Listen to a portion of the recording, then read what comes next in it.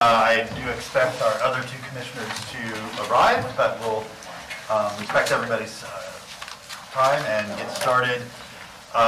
Before we get a motion to adopt the agenda, first of all, I would love if we would actually do annexation last,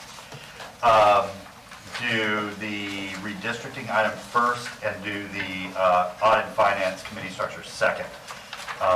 And then I may and probably most likely will need to leave. I'll try the best I can to stay through that second item, but my mother's being discharged, and so I need to go get her and get her home and settled. So when I get that call, I will need to leave, and hopefully the pro tem's here by then. If not, I'll appoint a chair when I take off. Is that all right with everybody, that order? So redistricting, audit, finance, and then the annexation discussion.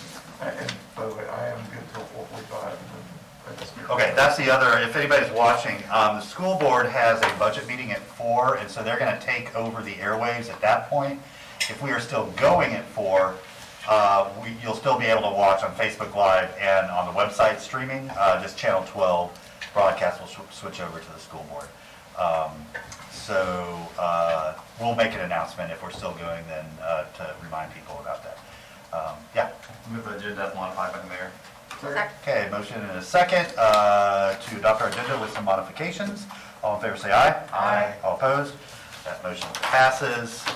And then our next item is approval of the minutes from the June 10th meeting. Any corrections, additions, or is there a motion to approve? Approval of minutes. Second. Motion and a second to approve the minutes. Any members of the public wish to speak to that motion? Mr. Mayor, Adam Sosway here. Greetings to you and to the commission. Nobody is on the line at this time. Thank you, Adam, and welcome. We're glad you're with us again. Seems like just yesterday. All in favor of the motion, say aye. Aye. All opposed? Motion passes unanimously. Okay, our first item for discussion today is a update and discussion about our redistricting responsibilities coming up. I was here the last time we did it. Seems like only a decade ago. And so here we are again. This is a great opportunity, I think, for nothing else, just to learn how the process works and then what our obligations are through that process, since we do have districts in Gainesville, and then hopefully chart a path forward. So Ms. Shalley, I'll turn it over to you. You can introduce our guests and then we'll get started.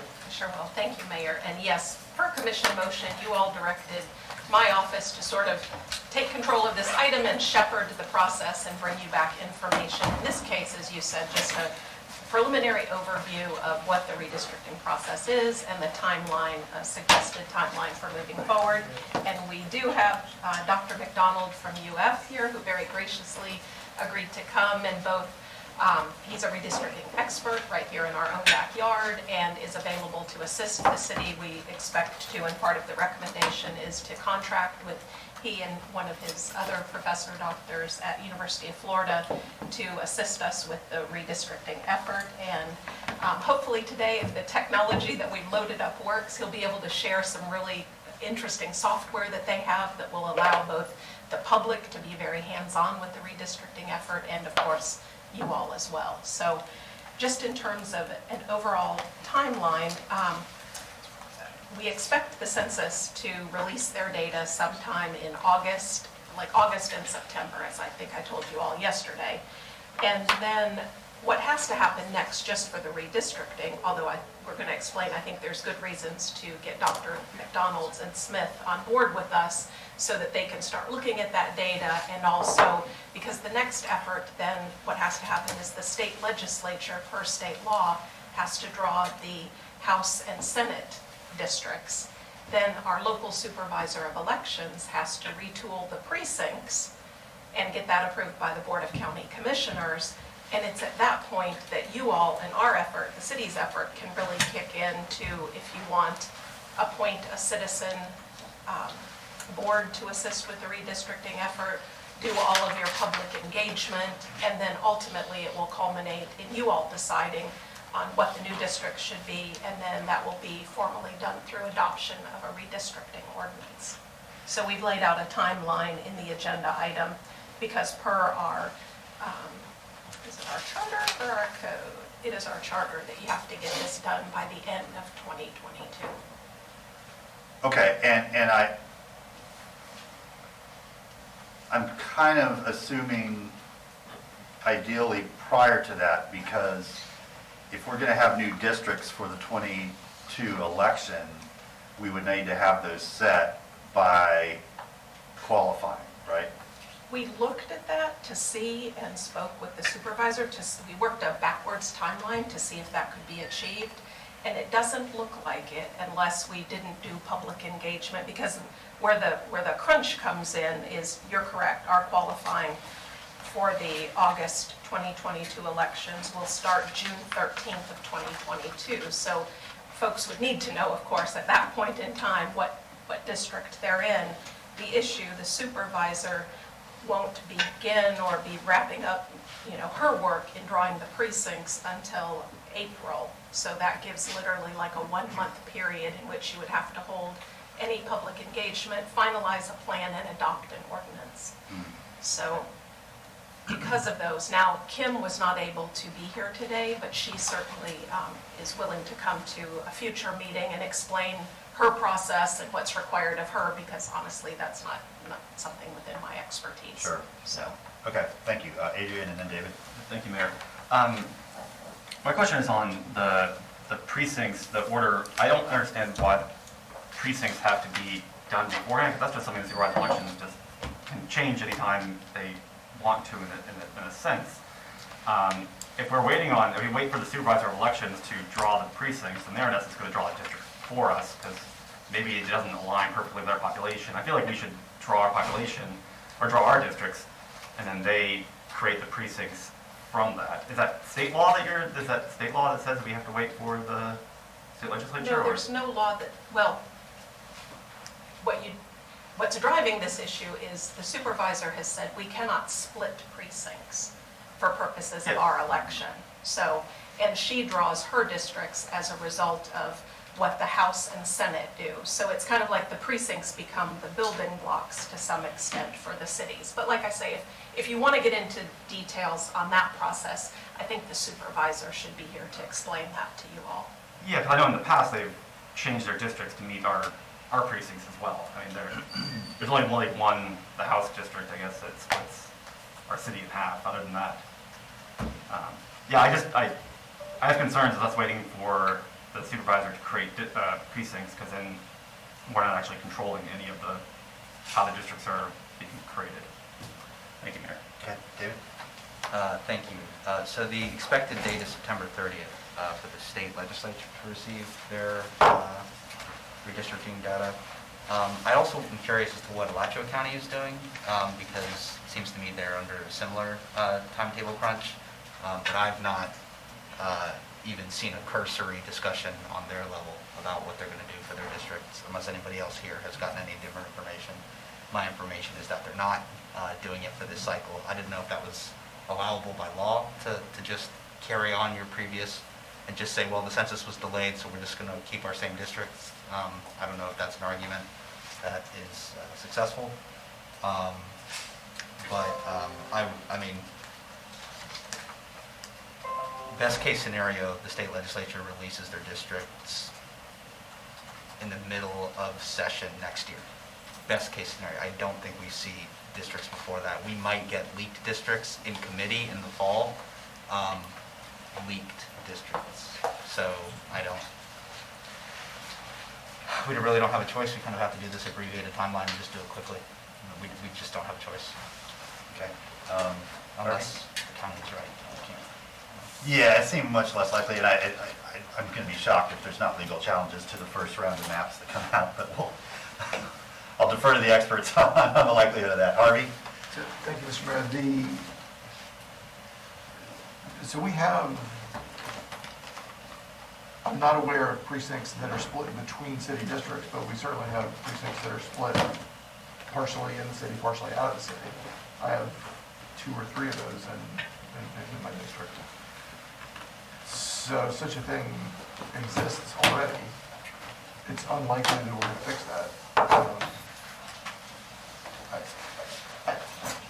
I have serious concerns with us And I'm not suggesting that I know how to fix this, but I have very serious concerns with the people electing folks in September, or excuse me, August/November, and us weeks later saying, oh, sorry, that's not a valid election anymore.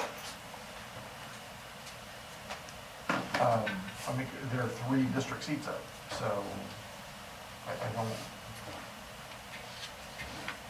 don't know how that's a fair process. I also don't know what else to do, but that gives the city commission and 4 people who are term limited, the majority who are term limited, the power to unseat people who are just elected. I think then what I'm hearing is you all would like a conversation with the supervisor of elections to understand her process and how, and how your effort can be done before hers is. Is that? Yeah, I think that's important, yeah. And again, I'm not suggesting that I have a solution, but if I'm misreading this and misunderstanding, then somebody tell me. Well, the solution, if we can't get it done, is just we don't do it and make the change until the 24 election. Yeah, so you just have that, which is not unusual. I mean, that's. Right. There's, if I may, there's also the reality that the legislature in their fall committees passes some law that says we can't do anything that we want to do without their permission. That's true. Upon passing their maps, and that could be the same for this SOE. So, I mean, honestly, we're just, as we have been for the last 18 months, we're at the mercy of the Florida GOP. Yeah, good. I don't think we are, we are an independent body. Our charter says that we create the districts. We don't have to worry about, we tell people what our districts are. And then the supervised elections deals with that. We don't have any other kind of, I think, parameters besides that they have to be equal and things like that, but we have the ability to create our districts, and I think we can do that. We probably should just start whenever they come out, follow a similar timeline of the state legislature, and we can be done by February. We can have a robust public engagement period. I mean, I think the software that's out there, we could have it 60 days after the public, and hey, submit your maps, and we can even have special meetings that we would hold and have members of the public come and, hey, you have 5 or 10 minutes to come and tell us what your map is, why it should be there, and having a really robust, I think, public engagement in that place. And then we can have the maps completed by February, March, and passed with enough time. And then when the supervisor comes in, she creates the precincts that make it fit. I mean, she can make a small precinct if it doesn't work. I mean, she can do a lot of different things. That way we, I think, do our duty and don't disenfranchise the voters of our city. Thank you. Yeah, go ahead, and then I'd love to hear from Dr. McDonald on all these interesting questions, all sort of hypothetical at this point. Go ahead. Yeah, no, that's great. I agree with you, Adrian, but I am also concerned about Harvey's point.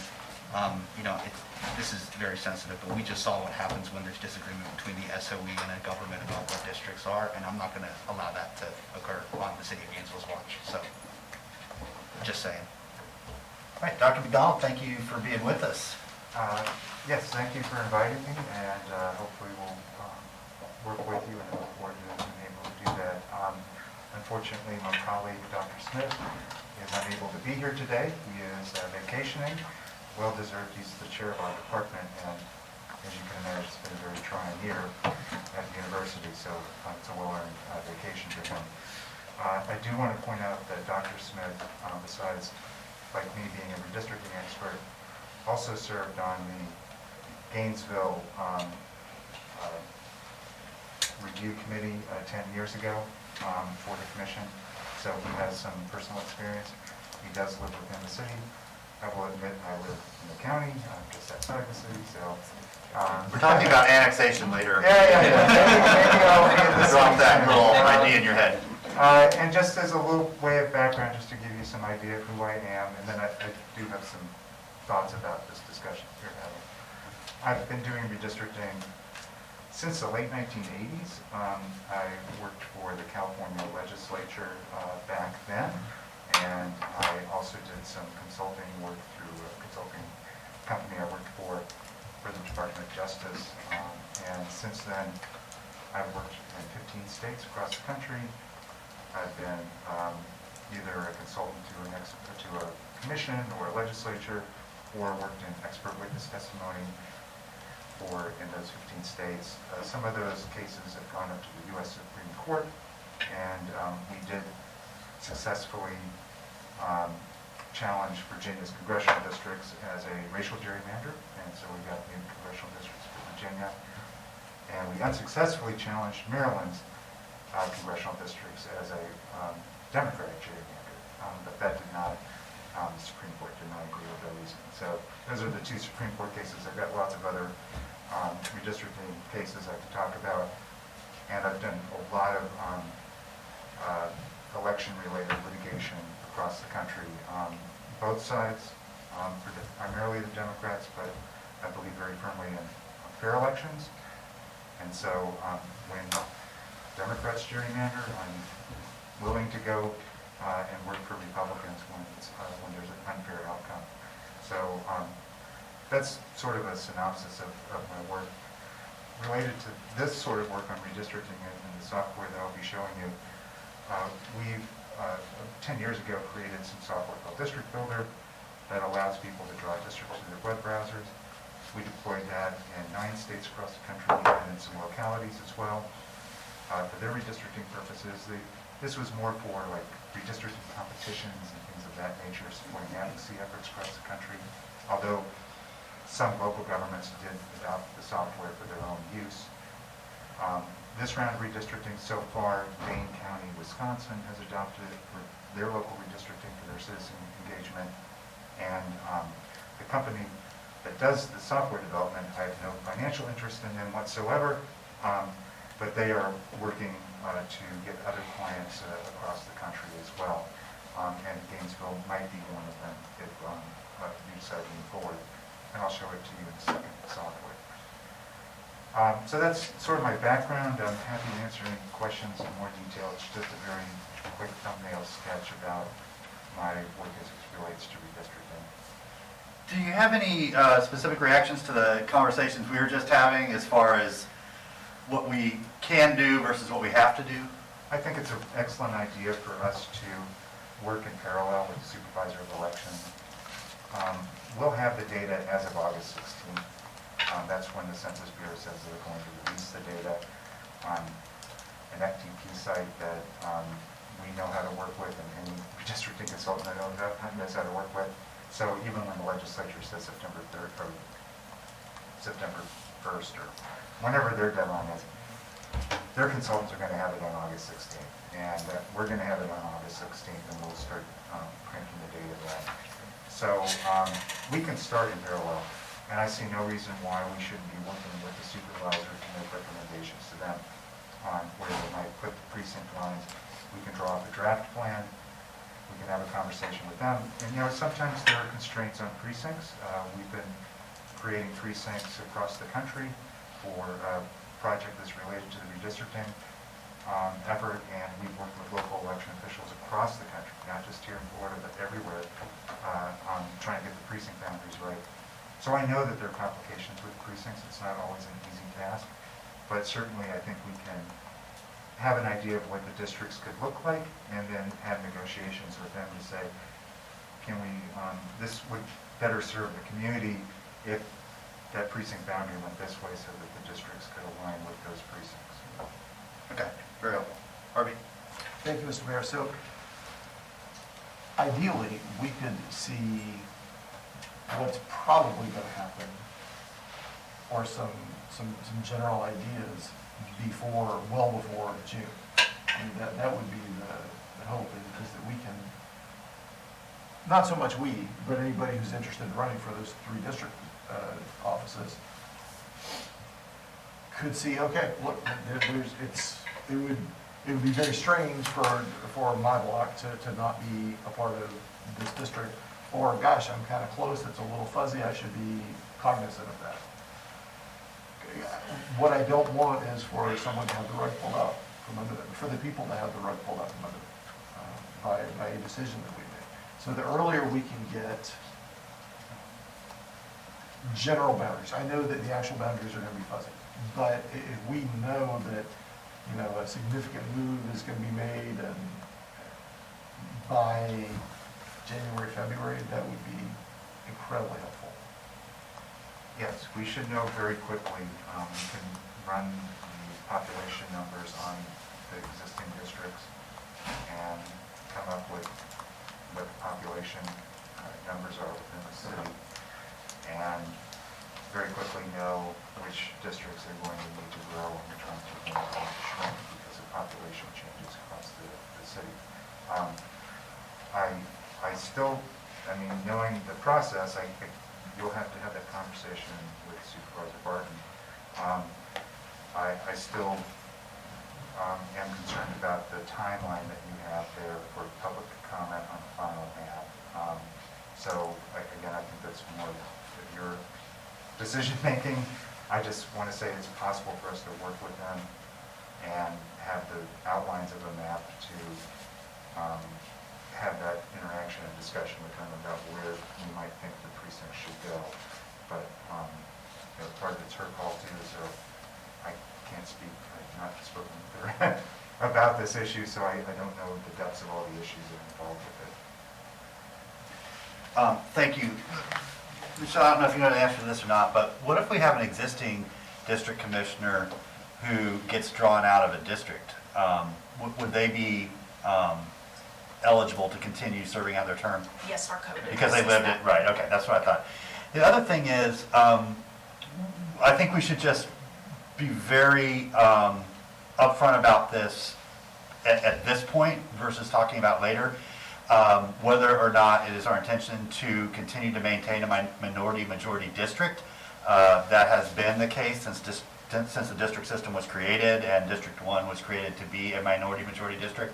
I will tell you, after we did this 10 years ago, we were not able to maintain a minority-majority district. There was no way to draw the map to ensure that over 50% of the population of District 1 was still non-white. We got as close as we could. I think it ended up being like 48-point-something% or 49-point-something%. But you know, I think we just need to clearly state that that is our intention, to continue to maintain as close to as possible a minority-majority district, because that will inform a lot of the decisions that are made. If that's not our intention, and I haven't heard anybody say that it's not, then there's a lot of different ways to draw districts.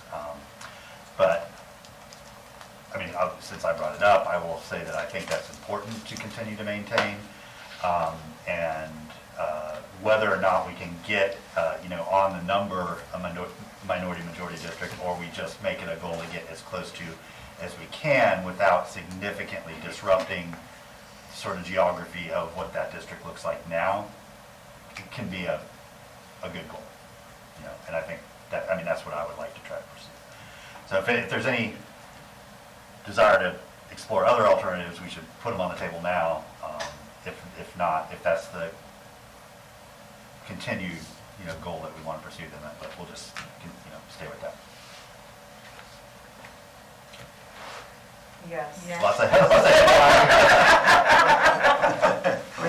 I have a question. Yeah, go ahead. Excuse me, I wasn't here for the first 10 minutes, so I might have missed. We took some very substantial notes that you'll learn about. Is this the timeline that we're still working with? Or did we revise it?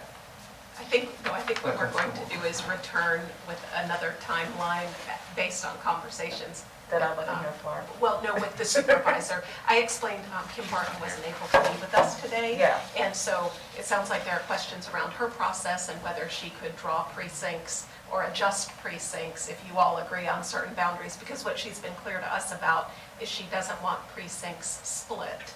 In other words, she doesn't want the city's district to go to cut through a precinct. But I think what I'm hearing is, would she be willing to adjust her precincts after you all, sort of, it sounds like what she does for the state legislature, once they draw their lines, can she accommodate that? So, but that's a conversation that we'll have to have with her. And the main thing today, I think it's important to get Doctors McDonald and Smith on board so that they can help going forward with this process, because, as we said, the data is going to come out in August, and that's when efforts can begin, so. And are we working with this timeline because we're trying to get all the redistricting done by the August 2022 election? Because if we are, then this doesn't. No, yeah, so, yeah, that's a part of the conversation you missed. Because I don't- Ideally, yes, because, Okay. you know, this is the first fall election. These are 2-year terms. It would, I mean, sorry, 4-year terms. You know, so to start off with this switch and not have the new districts, not have people running in those districts for that 4-year term would be unfortunate. I mean, so I think ideally, we would be able to adopt the new maps before qualifying. Which is June 15th, Yeah, right? right.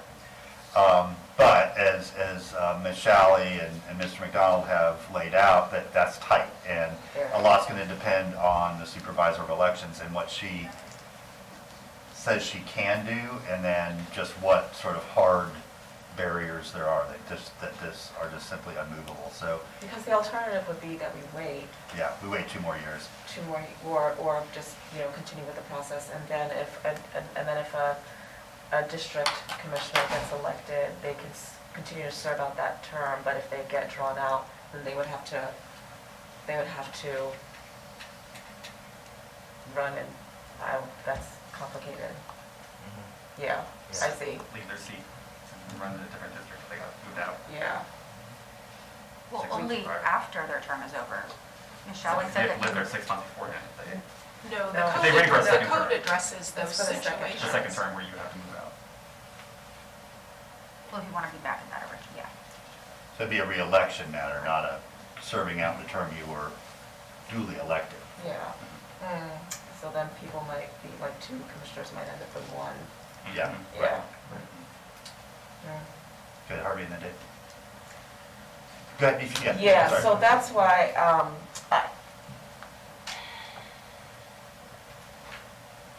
I think we should consider waiting. It seems like a tight timeline.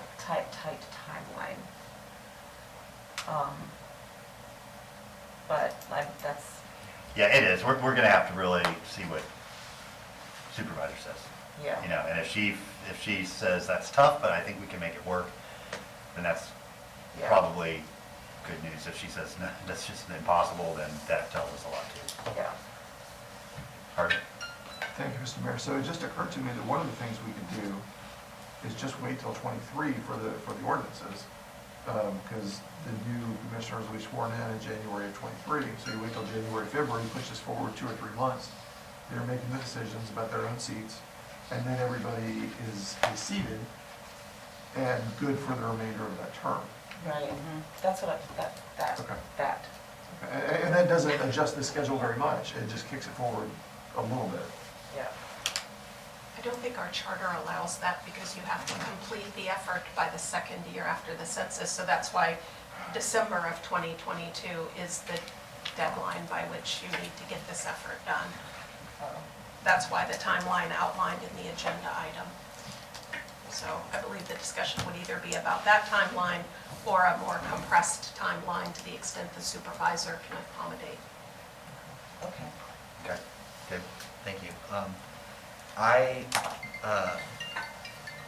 I would really like us to have the mentality that we want to get these maps done for this cycle, because I don't know what all 50 states are doing, but I know in Florida's case, we have all expected the delay in redistricting. And so everyone's operating on this tight timetable.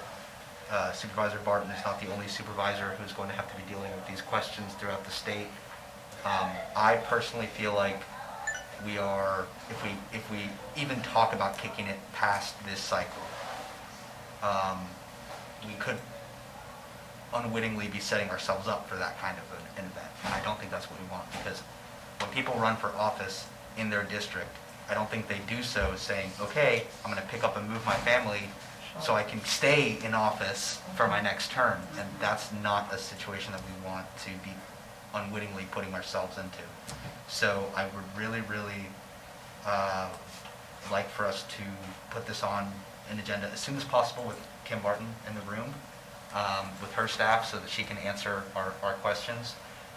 But the state legislature will finish maps. They will do it if there's 1 week of public input or if there's 1 hour of public input. They will do it. Those maps will govern the Congress, the state Senate, and the state House for the next 10 years. Will there be a legal challenge? I don't know. Maybe they learned their lesson after the last round of maps. I love your hopeful. Well, I mean, as the professor said, there were many successful challenges to many maps from that 2010 redistricting. Obviously, not as many as we probably hoped around the country, but in any event, I would really like us to focus on trying to get this done for the August 22 cycle. I think we can do it. Thank you. Yeah, thank you, Mayor. I agree with Commissioner Ariola. I think we do, like, the data comes out August 16th. That gives us months of time. We can work on the drafts, and we don't have to finalize the very final one while we negotiate with supervisor elections on precincts. Like, maybe we have to move a couple blocks here or something like that. So, but getting the vast majority of it done and completed and having a lot of public input and things like that, and then we can work on that final map. So it's not like we're waiting all the way to the very end to start the process. We start the process a month from now. And then we get it pretty much right to the finish line. And then once we negotiate with your elections, then we do it. And that gives, I think, enough time to both have a lot of public input, enough time to be able for people running for office to be able to know where they're gonna have to live. And we get it done for the upcoming election, which I think is important. If there are issues with the districts and different populations, I think it's important that we have districts that are equal in terms of population. Thank you, Mayor. Thanks. I'm dying to see the software, but a couple other, really one main other point. So first of all, Madam Clerk, in whatever motion will include setting a future meeting, coordinating with schedule of supervisor elections, make sure she can be here. I am not sold on the Citizen Election District Review Committee, depending on how it's set up, but so I want lots of people to have the ability, especially using software like this, to come to us with their own ideas and maps. And really unlimited. They shouldn't have to be on a committee or not. If you're interested, come, show us what you got, why you think it's a good setup, and then we'll sort of take all that input. I don't want a committee like looking at the maps and then making recommendations to City Commission, because I think it'll go one or two ways. Either we'll agree with the recommendations, in that case we're just rubber stamping them, or we'll disagree with the recommendations and we're not listening to the committee we appointed. Like, there's no benefit to it, and people say, oh, they're disappointing their friends, their political allies. I mean, I just don't see a lot of like benefit or advantage to that. Now, if it was more like the Wild Spaces Oversight Committee, where it was just objective, are they following the rules and procedures? Do these conform with election law? Is this a best effort attempt to create a minority majority district? That's more objective, but for me, that doesn't add a lot of value. The value is going to be in making it available for as many of our neighbors as want to present maps, tell us why they think they work, and then we just, because we're ultimately the ones that are legally obligated to make the decision, right? So creating another layer between us and the neighbors who want to participate just seems to me superfluous and, and actually I think can cause some problems, cause some, difficulties. So that's, I think, my preference on that. So do we have the software? Can we do a test drive? Sure, I can show you that. Okay. I know a lot of effort went into trying to get this all synced up. So this is easy. This is right. available through a web browser. So any okay. web browser can get to this site. This is the main district builder website. It's, as I mentioned, it's maintained by a company called Azavia. They're a GIS nonprofit corporation in Philadelphia that really likes to work on these sorts of civic education and voting type projects. So anybody here in the room can right now, and audience, listening, you can go to districtbuilder.org and sign up, get an account, and start drawing districts right away. But this morning, this is not the city of Gainesville, I know. Don't get too upset about the lines. But this is basically what you're looking at here is what we would do with the software is we would take the actual city boundary lines and have them displayed, and you would only be able to draw within those city boundary lines. We already have the precinct boundaries as they currently exist, and we'll load them in so people can draw districts out of current precinct boundaries. When we get down the road and get the new updated precincts, we'll go ahead and swap them out so that we'll have the updated precincts. What you're looking at right now are what are known as census block groups within the Gainesville area. They don't, again, perfectly conform with the actual city boundaries, unfortunately. And you can mouse over each one of them and you can see something about the characteristics, the racial characteristics and total population of each of these block groups. Now, I've roughly drafted out the 4 district boundaries. This is using block groups. Well, what we can also do, and I need to get rid of this screen share, so just stick a little pin on the side here. For me, you can't see it, but I can. All right, here we go. Now I can also draw out of blocks, and if I zoom in, you can get a sense of these census blocks are the smallest unit geography that you can draw precincts or districts out of. One of the things, a discussion I would like to have with Commissioner Barton is just to ensure that whoever they hire as their consultant to draw precincts is also following census blocks. It will make our job a lot easier if we don't have to split unnecessarily census blocks because some precinct boundaries have been split. But you can see, again, the population numbers. Now, suppose I can look over here and see the population of each of these districts. I can see that the purple one, number 3, needs some more population. It's underpopulated. Those aren't the real deviations. I'm using the statewide data. We'll have the actual population deviations based on the population of Gainesville according to the 2020 census I made. But what I can do is I can click on number 3 and say I'm going to need to add some more population to it. I can use this drawing tool here, and I can just select up a bunch of them. I could have selected the block group, but I'll just go ahead and select one like this. And then I say accept, and it automatically changes the population. I've taken a little bit from District 2 and added it to District 3, and the population numbers have come in more balanced.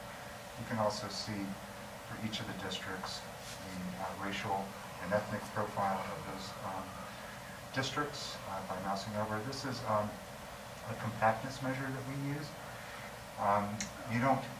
It's really up to you as to what you want in terms, do you want a compactness measure or not? We can provide them for people to see. It's up to you.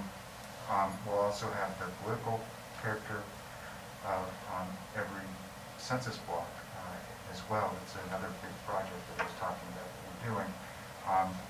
It's up to you whether or not you're going to want to display that data for people, but that's something that you can do if you wish to do it. But certainly we'll have the census, 2020 census numbers, the race and ethnicity by total population and voting age population for every census block within the city of Gainesville. And we can allow anybody to draw districts with this software. They can submit them to us. This is a static URL right here. You can simply copy and paste that if you want to share it with anybody. And people can share that with us, and then the software is set up so that we have these pages for each of the organizations that are doing redistricting with District Builder. So like Dane County right now has their own page, and they're highlighting certain maps that have already been created, like the current districts and things of that nature, so you can see things that they think are interesting and want to highlight. So if someone in the public wants to join the City of Gainesville's group, and they notify us, hey, I've got a plan that I think is really important, and you guys agree, you can highlight that on the page too. You don't have to draw a district. You could just draw, going down to the census block level, you could outline what you think your community is as a single district, and submit that to us and say, I think this is my community. You don't need to use District Builder for that. There are lots of other tools available. You can even simply go into Google Maps. They've got a drawing tool that will allow you to just draw a random shape on a map. So we can take all of that and look at those submissions that we get from the public, redistricting plan ideas and community plan ideas. You yourselves can do this, and then we can have a very open process, solicit public feedback. We can post the draft maps as we create them, solicit public input. Anybody can see them. They can copy that map and start drawing their own map with the software. So that's very simple to do, and they can make improvements as they see fit. We've used this for 10 years. I think this process works pretty well for open engagement.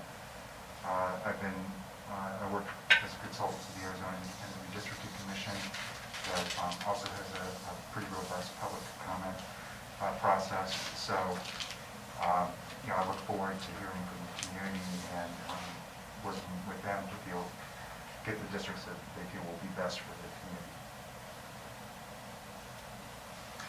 All right, that's exciting. It looks fun, actually, for nerdy poli-sci folks like me. Yeah. Another question I think the commission should ask ourselves, we don't need to answer today, but do we want to try to keep the districts as close to what they look like now, but sort of equalizing the populations in them? I mean, that's our main requirement. They've got to be 4 equal sizes, right? So beyond that, we could completely start from scratch, or we could try to keep them as close as possible to what they are now, and just sort of move the boundaries a little bit to make up for population shift. So that's another, I think, important question. I think when we send this out to the public, people are just going to have fun, right? I mean, they're going to say, let's assume we're starting from scratch and there are no districts. I'm going to start drawing them however, some are going to draw them to make it look cool. Some are going to draw them to completely shift the sort of political makeup of the districts. So, we can kind of say, hey, we're open to anything, and, just bring us 4 equal, districts as far as population goes, or, try to keep them with what they look like now, because that's what people expect, and, they kind of know where their district is, and we want to not cause disruption. So, I mean, those are questions for down the road. Yeah, Dr. Sorry to interject, but I strongly recommend that whatever criteria that you're going to use for your process that you stated as soon as you can before you get into redistricting. And that way, that'll inoculate you from any future lawsuits that you may have contesting why you drew the districts in a certain way. So if you want to keep district cores, is what sometimes the principle is described as, you want to keep district cores intact, just state it in a meeting, adopt a resolution for what you want to have as your criteria, and that will help give us guidance on what we need to be doing in terms of drawing the districts as well. Very helpful. Thank you. Adrian? Yeah, thank you, Mayor. Software looks great. I'm excited to play around with it. So I'd like to put a motion on the floor that first report of motion is that we direct the city attorney to come back with an alternate timeline to have districts in place for the 2022 election. Second, that we contract with UF Beaver, helping with the redistricting process. Third, we invite the supervisor of elections to a future meeting to discuss on this item as soon as that can be kind of set up. The fourth part of the motion is that we place the district review committee with the publicly available software so that all residents can submit maps to be a part of the process. Second? Okay, motion and a second. Good. That last part of the motion, I only have a question. So we are creating the review committee, or we have to make appointments? No, I don't think there's enough time to make it work, and I also think, to the mayor's point of only having a few people having their voice heard versus every single person in the city can have their voice heard now with the new software. I think things have changed. Yeah. Before you kind of had to have those, now it's become more democratized. No, I agree. The sort of commission-appointed committee, I think, is, what's the word I'm looking for? Obsolete. But I do think that the creation of a space where citizens are, like, the engagement piece of the redistricting is the point of the meeting space. That is important to keep. So if we just send out a link that says, have fun with your, laptops and make us districts, that's not the same thing as a dedicated space where people can come and comment about whether we're doing the right thing, I suppose, is the idea. So I'm okay with not having commission-appointed committee, but we do need to have some type, as the mayor said, maybe not an oversight committee, but some type of space where we're not the center, but the public is. Because if we're leading all the redistricting conversations, then that won't happen.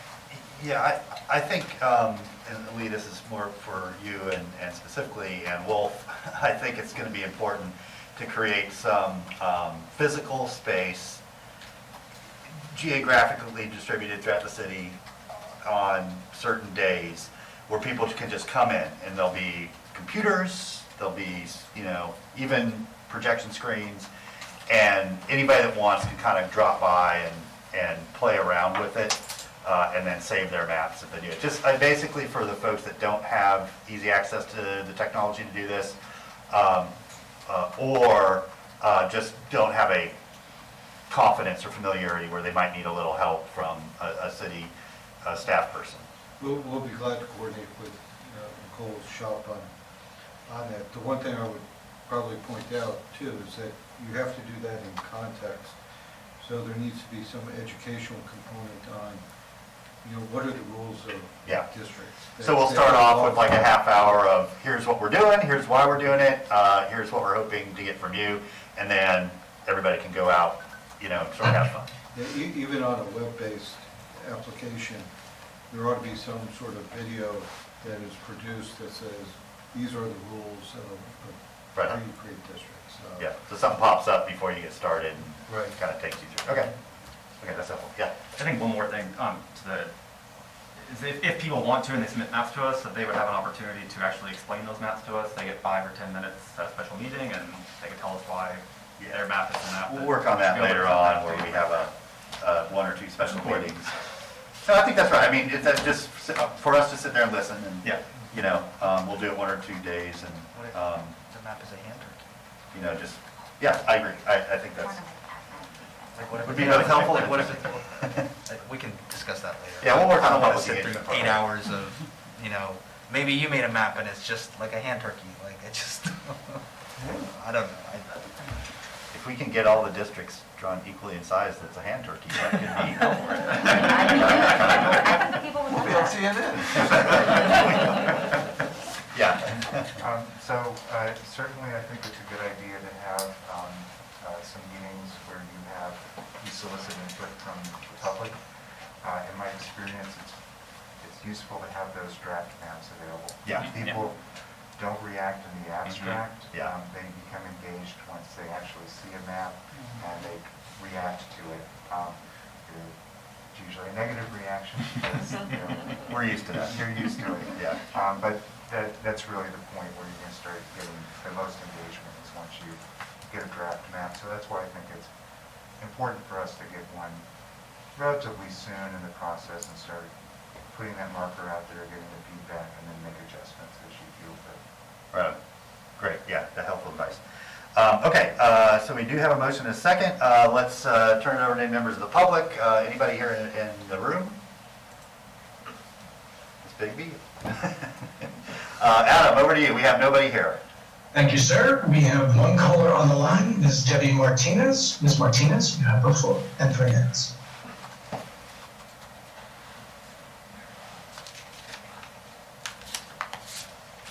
Name's Debbie Martinez.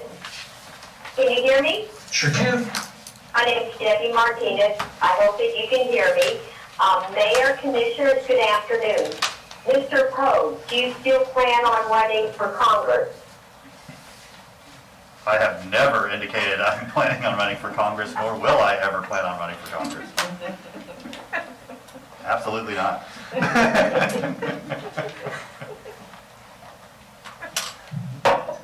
Ms. Martinez? Sorry, comment. Ms. Martinez, are you still there?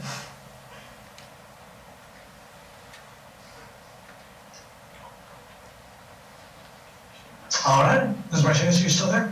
No, she hung up. All right, that is the last call we have on the line, Mr. Mayor. Floor is yours. I'm going to register your leadership back as soon as we leave here.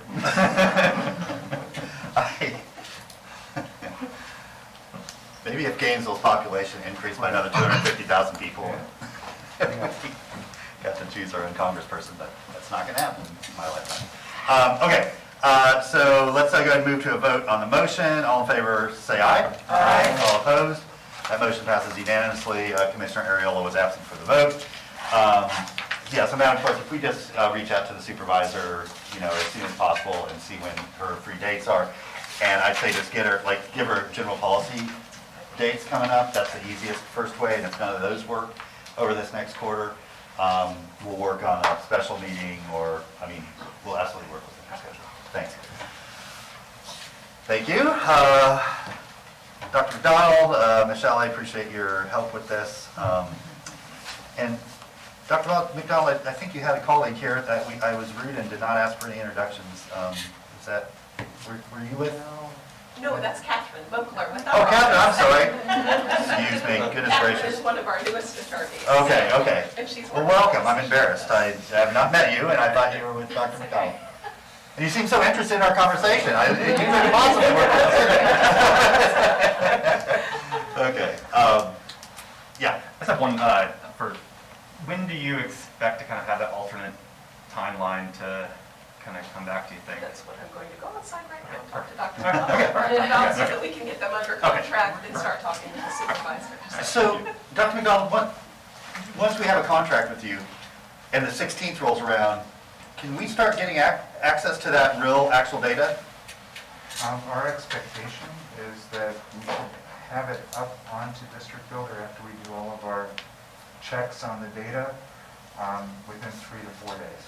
Great. That's our expectation. Could be sooner, but I think that's the safe deadline. So it should be very quick. And as I said, all the redistricting consultants across the country are going to have that data immediately. Right on. Drawing districts. That's great to hear. So Michelle, if you work with the clerk, once that's available, just send it out to the commission so we can start taking a look. Okay. Can I raise one other issue Of for you course. that's not really on this agenda, but it's very much related to it, so that you can be talking with your communities and be aware of some issues. I also serve on a National Academy of Sciences working group that's liaisoning with the Census Bureau on an issue that's called differential privacy. What differential privacy is under Title 13 of the U.S. Code, the Census Bureau cannot release any confidential responses to the Census Bureau. What they've determined is that, and the easiest way for me to describe this is to imagine that you have a completely white or completely black or completely Hispanic census block, like I was just showing you. If you release the responses for all of the people within that block, you would know their ethnicity or their race. So census has then decided that they can't do that. And so what they're doing is they're adding noise to the data. We don't really know what the effect of that noise is going to be. We have some inkling of it from some reports and data that census has released over the last year. I'll give you an example of the effect this adding noise to the data is having to census block level data. In some test data that was released based on the 2010 census data, we know for a fact that there are two keepers who live on Statue of Liberty Island. Right? We know the population to be 2 people. Census Bureau has released data that suggests that there's either 47 or 53 people living on that island. That potentially could be an issue everywhere, that we could see some really odd numbers. There could be some blocks that have 0 population that suddenly have population. There could be some places that have population that have no population. And it'll be really important for everybody, I think, to do a sanity check on this data that we're getting from the Census Bureau. And I think we could use that feedback from the public to say, hey, I know how many people live in my block, and this number is just wrong. Or I know the racial composition of my block, and this number is wrong. It won't be our fault, it'll be the Census Bureau's. I also want to alert you to this. Again, I don't want to sound like a doomsayer about this, but there are lots of weird numbers in that data that were released, like census blocks with everyone under 17 but nobody who's an adult. When you get down to really small populations, you can get some very strange numbers. So this issue, it's something for us to be really alert to, and something that you need to track a little bit, because there are block grants that come from state and federal governments that are based on population numbers, and the numbers that the Census Bureau releases could affect the dollars that are flowing into the city. That sounds awful. It does. I get what you're saying, but that's really infuriating. There are a lot of people who are very concerned about this. Yeah. What a mess. Okay. So that's Alabama was suing for the release of the data. A federal court has said the release of the raw data, not the adjusted data. A federal court has said you can't show harm yet, so we have to put this on hold until after August 16th. And this is just one of several litigation issues that we're going to all have to track. And there could be litigation against the state government on the districts they draw. There could be litigation against the Census Bureau on this differential privacy issue that could upend the cart on all your timelines. Great. Yeah, I know. Well, until then, we'll do our best to keep the ship moving forward and take that as it comes. Yeah, go ahead. Thank you, Mr. Mayor. So, Michelle, what would we do if we know that we don't have the accurate data and we simply don't have time to make it happen by the time the charter says we can do it? We'll have to figure that out. Okay, all right. And we won't be the only ones No, I in know. that situation, so. So, Yeah. if I can respond to that, I think you're in good hands, at least with us, because we're very much aware of the issue, and we can make some particular arguments about the noise that was added to the data and how your districts are in compliance even with that noise, as much as we can make those arguments. I can't say that we'll completely inoculate you from litigation, but I've been doing redistricting for 30 years. I'm very much steeped in this differential privacy issue, so I think we've got you covered as best as we can. Good to hear. All right. All right, well, thank you for joining us. Really appreciate it, and we'll have a good next 9 months together, it sounds like. Yes. Good meeting. All right, very good. Thank you all. Was that? We did. I look forward to seeing how many 17-year-olds live in Deerfield. Okay, Ms. Bigby, welcome.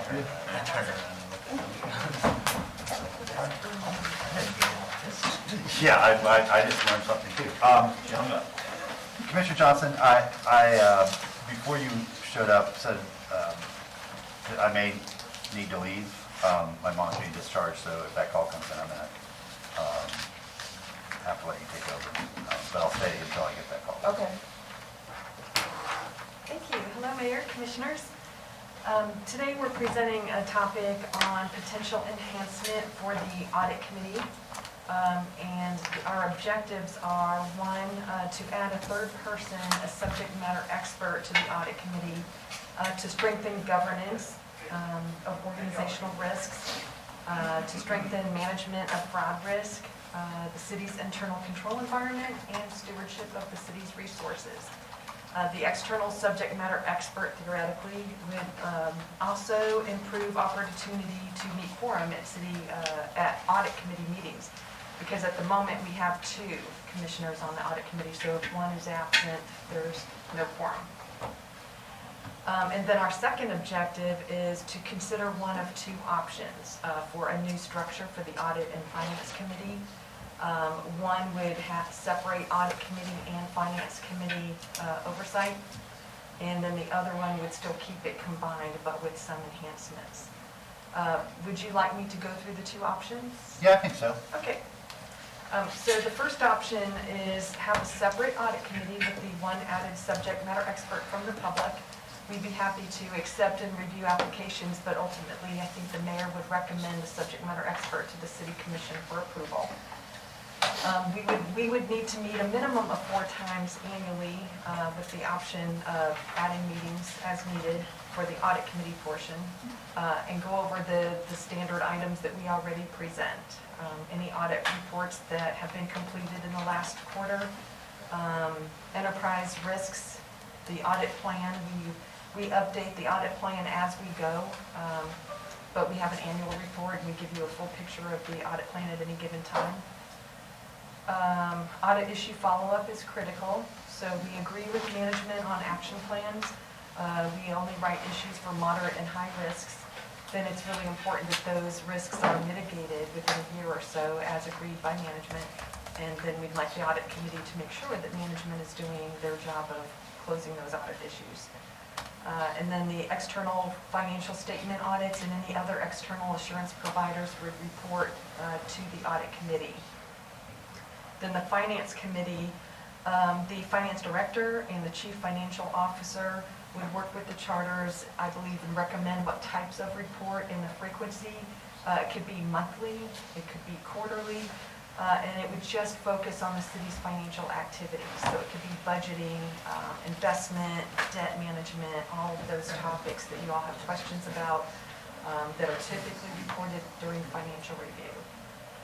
Right now, as our audit output increases, the meetings are getting pretty lengthy and they're very separate and disparate functions, so it helps to focus attention on one topic or the other. We could still achieve that through option B, which is still keeping an audit and finance committee, but still adding that external subject matter expert, so we have 3 people. And then having one meeting dedicated to audit, at least 4 of those per year, one meeting dedicated towards financial topics, at least 4 per year. So that's all I have. Is there more information you'd like? I would like to add that as an example, the city of Tallahassee has an audit committee. Their entire audit committee is all external. So it's interesting. I found a couple of cities in Florida that have gone that route. The city of Orlando has an advisory board of 5. They're all external. But I think for our city and the way that our city is structured, I think it would still be good to have commissioners running the meetings and then slowly adding the external subject matter experts and seeing how that goes. All right, thank you, Ms. Bigby. So, really the 2 big decision points here.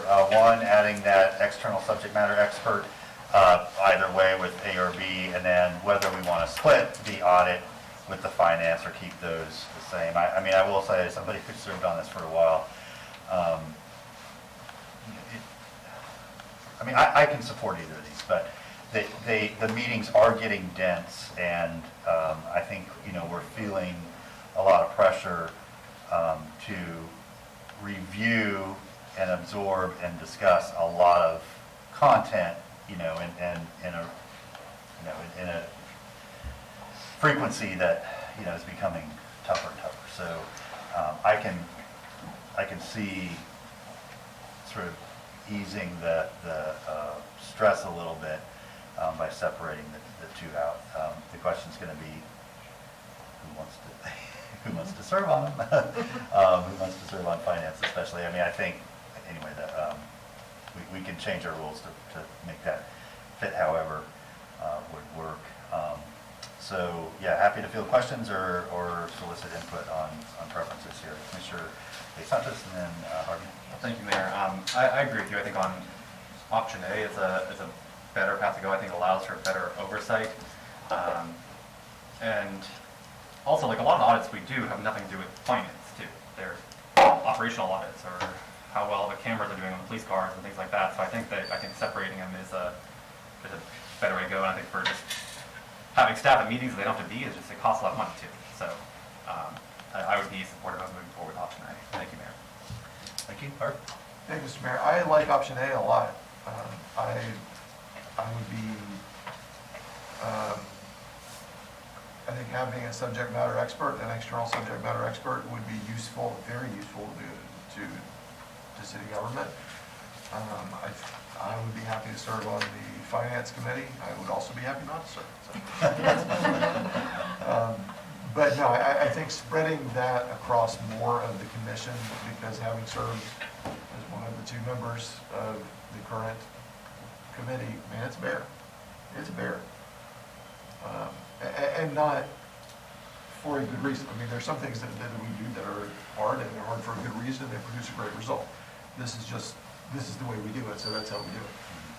So I think option A is a great way to move forward. And it's a ton of material to read through to get prepared. A ton.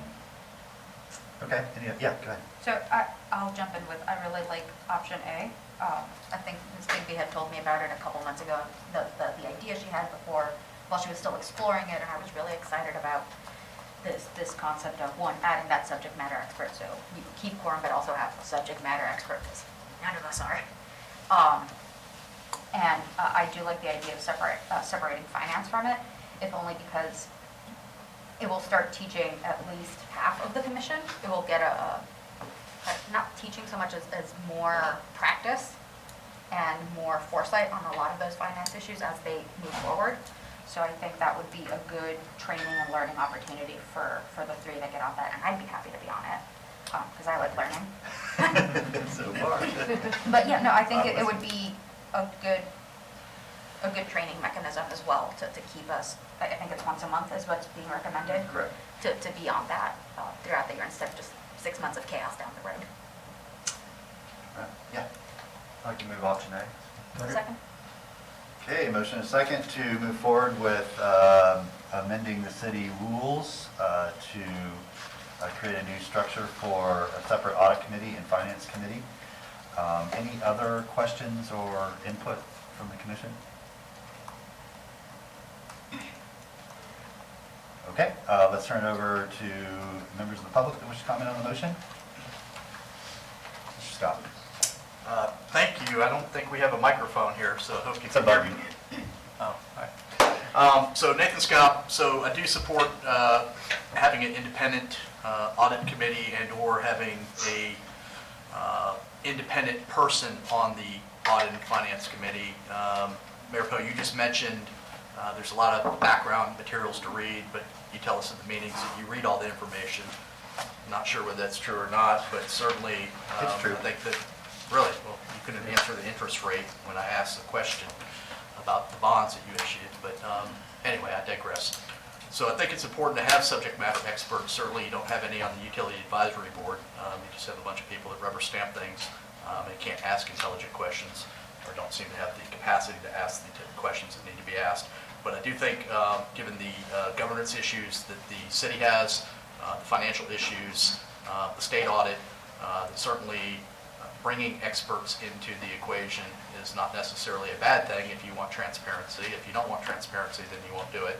But I do think it's important to have that expertise and furtherance of better governance. We all want good governance, irrespective of political beliefs or what have you. I don't think we need the politics we have in city government. I think we should focus on core governance, fiscal responsibility, but unfortunately, that's not the way it is. And we've got too much of that in our nation, not only locally, but at the state and at the federal level. So hopefully we can work together to find win-win solutions up to and including having some independent representation on Audit and Finance Committee, so you can hear what you need to hear from experts, not necessarily, just hearing yourselves chat based on what you see. You may not have the experience to see the important things that other people add to the equation. I think we ought to have the best information possible, just like you're trying to address an equity issue on the solid waste. Having data is good, having expertise is good. Thank you. I think I saved a minute of time. Adam, do we have anybody on the phones? Mr. Mayor, there's nobody on the lines at this time. Okay, anybody else in chamber that wishes to speak on this item?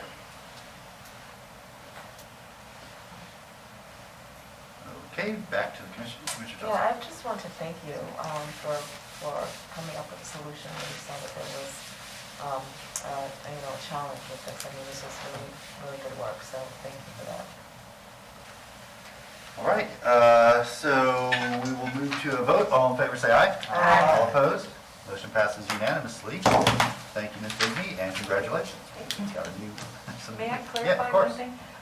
Do I work with the charters on the finance committee, determining frequency and what types of reporting? Does that sound right? Yeah. We'll work with the Yeah, and I'm happy to sit down with you too, Okay. if we want to schedule something, just to see how we're going to sort of bifurcate those two, and it might not be monthly. Okay. It might be every other month, something like Okay. that. So we'll kind of look at, I think if we go back and look back 12 or 24 months, and kind of see what that'll look like. Perfect, thank you. Yeah. Okay, our next item is the annexation item. So Feldman, who do we have for this? So we thought we'd have just a general conversation with the GPC, but we have a brief presentation, about 15 minutes, that will be done by Mr. Persons and Ms. Stewart on what our past practice has been and what some of our future opportunities are. All right, very good. Mr. Persons, Ms. Stewart, welcome. Thank you, Mr. Mayor. Andrew Persons, Director, Department of Sustainable Development. Ms. Stewart and I are going to be tag teaming the presentation, and she's going to lead us off. So with that, I'll turn it over to Leila. Leila, I think you're on mute. Good afternoon. Can you see me and hear me? We sure can. Great, great. Welcome. Good afternoon. Leila Stewart, Strategic Customer Experience Manager. We wanted to just give you a brief overview of recent annexation strategies that we've worked on as a team, and just kind of bring all of this to current day awareness, since it's been a while since we've discussed annexation policy. So the City Commission referred this item to the General Policy Committee, and this is the first discussion that you've had on annexation policy. It is on the City Commission's strategic plan to have a phased annexation policy.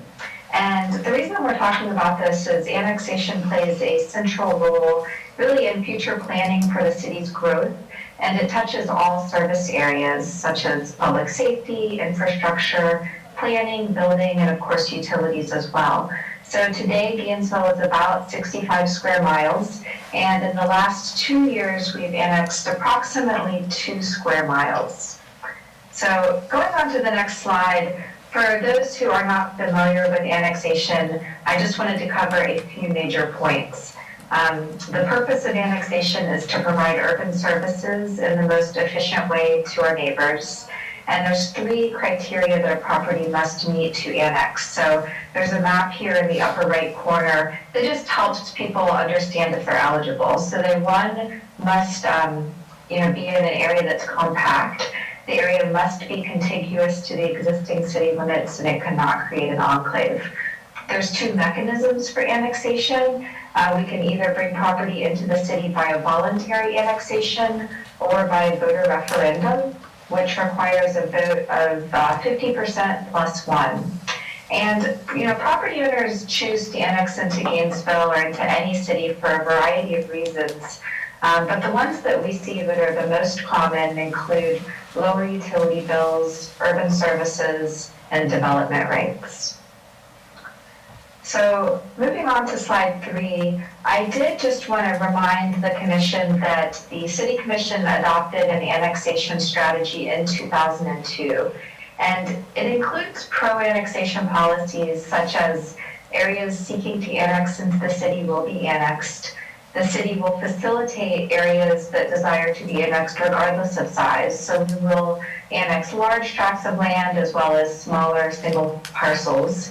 And that community builders, so our team will do research and community outreach to identify areas that have the highest likelihood for annexation. So this is really the strategy that we've been following for the last 20 years. The pictures here are just meant to show the variety of properties that have been annexed in the last handful of years. So we have annexed a school, we've annexed a hotel, we've annexed a large tract of vacant land, we've annexed a fully developed subdivision. So it's really run the gamut. It has been on all sides of the city limits, and it's actually been something that has been happening with quite a bit of frequency. You'll probably see an annexation maybe once a month in commission meetings, or a little less frequently. Moving on to the next slide, we wanted to just briefly note what our experience has been with referendums. So since 1985, we've been tracking all of the referendums that we've held, and we've had 32 referendums in those years. Approximately 38% of those referendums have been successful and have passed, and 62% failed. And of those that have failed, we had a couple that were actually ties. A tie is a fail when it comes to an annexation referendum. We had some that failed a couple times, and then on the third time around, it passed. But the takeaway here at a high level is that annexation referendums, as I'll mention in a minute, are resource intensive, and they're not guaranteed to pass. So moving along, we wanted to just share of the 2 most recent annexation referendums that the City of Gainesville facilitated and that were successful. We just wanted to talk a little bit about what were the issues that we thought contributed to the success. So this is just to show you the area of Gainesville that I'm about to go into a little more detail. So in the bottom left, you'll see the Finley Woods Phase 1 subdivision, and then in the top left, you'll see the Sterling Place subdivision. So if you move to the next slide, I just wanted to talk briefly about what staff saw as the real key here for the success of these annexations. So on the left, the area in blue is the Sterling Place neighborhood. It was surrounded by the City of Gainesville on all 3 sides.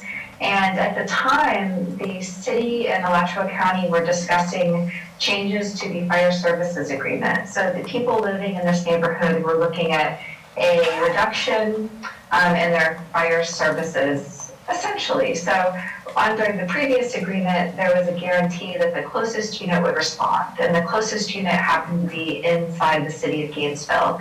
And we were looking at making changes that would increase the response time to these neighbors. They got together and they really came to us and they said, we see a benefit of joining the City of Gainesville. What can we do? And working together, we were able to hold a referendum. And this is interesting if you follow local elections. 62% of the registered voters in that neighborhood voted in the referendum, and 89% voted in favor. So that was pretty overwhelming, and that one passed. And then on the right, this is the Finley Woods Phase 1 subdivision. So this subdivision was planned and developed in the unincorporated area. And after this neighborhood had been developed, it had residents, another part of the subdivision, which hadn't been built yet, annexed into the city voluntarily. So these neighbors were looking at being, in a homeowners association that was half in the city, half in the county, and they saw some service delivery issues, such as who do we call when a street light is out? So they also reached out to us, and in this neighborhood, they had 61% of the registered voters vote in the referendum, and they voted 92% in favor. So this is in stark contrast to the previous referendums that we attempted in around 2012, where we had 92% voting against. And really what the takeaway here for us is that, you know, neighbors need to see really concrete issues, direct benefits to their day-to-day life to really motivate them to vote in favor of an annexation referendum. So, you know, moving on, one of the things that we learned as staff is that annexation referendums are much more likely to be successful when they're neighbor initiated. When the city reaches out with an interest in bringing an area in, we've been less likely to see successful annexations. But when people come to us looking to receive urban services, we've had a much greater likelihood of a successful vote. And the next thing I just wanted to touch on is the resource allocation that sometimes goes into an annexation referendum. So we looked back at the Southwest 20th Ave annexation. This was in 2012. No, I'm sorry, this was in 2008. This is the area just north of Butler Plaza. So Butler Plaza had just voluntarily annexed into the city, and the city held a referendum in the entire Southwest 20th Ave area to the north. It was on the 2008 ballot when President Obama was first elected, and at the time we had a change in state statute where we were allowed to advocate for an item on the ballot.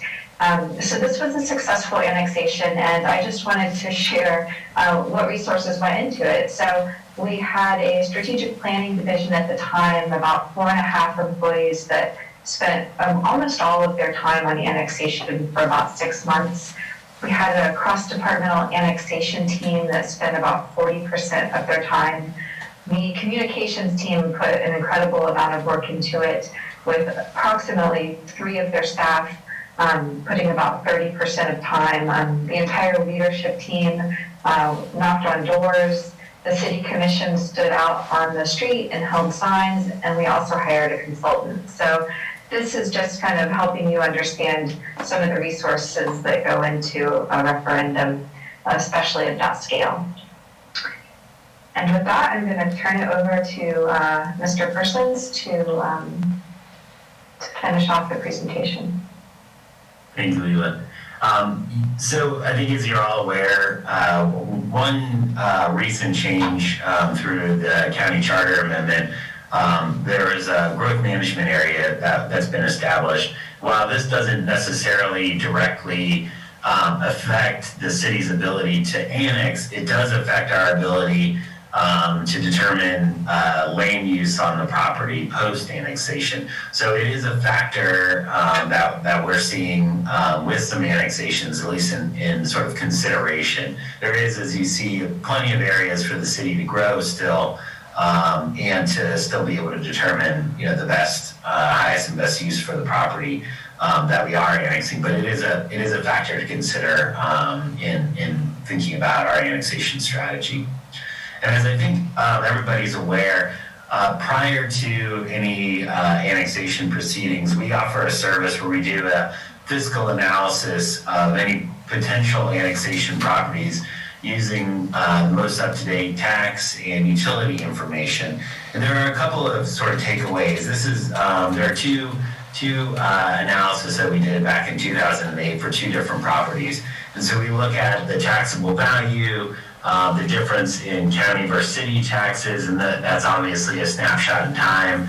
The differences in things like stormwater and fire assessment, as well as the GRU surcharge savings. And in some cases, like the property on the left, there's actually cost more to come into the city. In this case, about $1,000 more a year that this property would pay if they were to annex into the city. On the right, you can see that in this case, this is a big energy user, and so the surcharge savings was a significant savings for them. So they're going to actually save almost $12,000 in coming into the city. And these are things that are there are somewhat snapshots in time. There are some sort of takeaways. Typically, bigger energy users are going to save more coming into the city because they'd be eliminating their surcharge. We've found that our stormwater fees are typically higher in the city, and that is particularly true of developed property. So we have had some challenges in being able to entice some of the developed properties that we have in the city, areas like Southwest 13th Street, for example. Because of our stormwater fees being higher, it's typically a loser for those properties in annexing into the city. So there has to be, a little bit more thought and effort that goes into trying to sell those properties on the benefits of coming into the city. Let's see, so going to the next slide. Andrew, if I could, I just want to jump in here. Sure. So, we often think of annexation as just being a dollar and cents type, but I think if we start thinking about it also as quality of life issues, better drainage, and we've got a good story to tell. And one of the ways that I think we can do this is, we do an annual neighbor survey. So we know what the satisfaction levels are for different city services within our own boundaries. And I've talked to our staff about this. If we are going to move forward on annexations, I think we need to gather that same type of data, probably using the same type of survey instrument for the areas that are surrounding us, so we can see where the differences are in service delivery perceptions on there, and then really target those quality of life issues in those areas where our future neighbors would be willing to make an investment, what their annual charges are, in order to get a higher level of quality, versus just going out to an area with really, not knowing that type of data and then being on the defensive when people start doing that comparison. Mm-hmm. Yeah, and I think just to add to what Lee was saying, in the example that Leela had highlighted with the Sterling Place, in that case, it was a service delivery example where the expiration of the FSAA really drove that annexation. So having a better idea of sort of where the service delivery gaps are and where the city can step in has been something that we sort of talked about. And even to the extent where I think a couple of years ago we had approached Bieber about doing some survey work, but I think the neighbor survey, that was before we were doing the neighbor survey, so I think there is some opportunity to do some more surveying to find out where those areas are that may be really interested in annexation from a service delivery standpoint. And Andrew, if you pause for another question, please. Good. Thank you. Andrew, I realize that this fiscal analysis is an example, but my understanding is that the county millage is upwards of 8, not 3.7. I think that would significantly change this. Yeah, Commissioner, the issue there is that's the county-wide millage, and you pay that whether you're in the city or out. Correct. The 3 point something represents the MSTUs that they charge for law enforcement. Okay. And such. That helps me understand. Thank you. Yep. So I did want to highlight, I think where we really are as a city and as an annexation team, kind of crushing it, is in our voluntary annexations. So there are 2 voluntary annexations, I think, that we brought petitions to you recently. One for the Fred Bear Health Park, as well as the Henderson annexation. And if you can advance the slide. The Fred Bear Health Park is off of Southwest Archer Road and I-75. It's approximately 60 acres. It's a great expansion of the city limits. It helps sort of fill in some of this area on the south side of Archer Road, where we already have done some annexations in the area. The Henderson annexation is approximately 280 acres. It's just south of the existing Finley Woods development that Leela had highlighted earlier. I think, generally speaking, this is where I think the city, with a very small team of professionals, are really kind of punching above our weight in terms of resource allocation versus sort of bang for the buck. So we're, as Leela said, we've grown the city approximately 2 square miles just in the last several years through primarily voluntary annexations, which don't require a great deal of expenditure of resources, time, energy. It's really kind of identifying what are the factors that really make annexation viable for some of these properties and bringing them into the city where we can provide urban services and making sure that they're developed in an urban fashion. And so I think to close, really one thing I think we wanted to have you sort of take away is that there are a number of things that really kind of drive a lot of the annexation strategy outside of just, whatever we're talking about today. And that's when we look at fees, when we look at setting millage, when we look at what types of incentives we can or can't offer at the city, and really kind of where we look at the drivers of annexation, both from a service delivery standpoint, as we talked about, or in some of the cases of the voluntary annexations, where it makes sense to develop at a more urban scale in the city.